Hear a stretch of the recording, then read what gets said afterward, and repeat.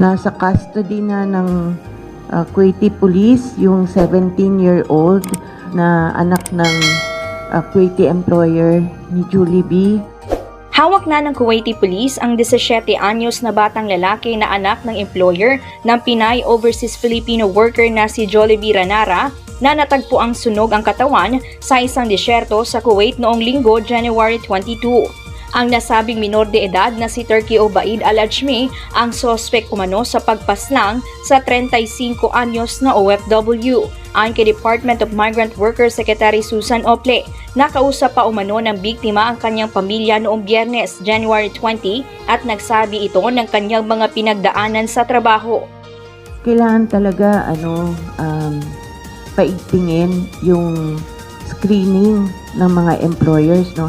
Actually, ang sabi ni Julie B sa kanyang nanay nung Friday, yung magulang, yung mes nakakatanda, wala siyang problema. Yung talagang anak na 17 years old, yun ang, kumbaga pinagmamalupitan siya, no? So, dapat tingnan din yun. Ayon sa nanay ni Julie B, yung anak niya napilitan mag-abroad para matulungan yung kanyang magulang. And also dahil maliliit pa yung mga bata, grade school age, 4 na anak, ano.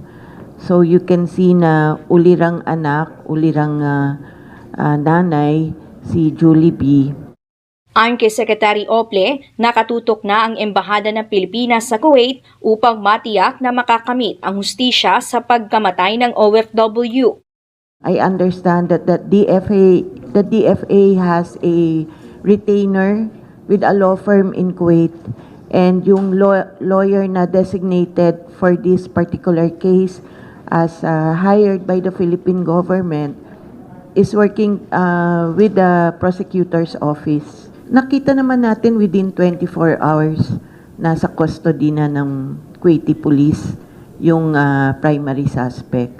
So nakikita naman natin na umaandar yung criminal justice system sa Kuwait side.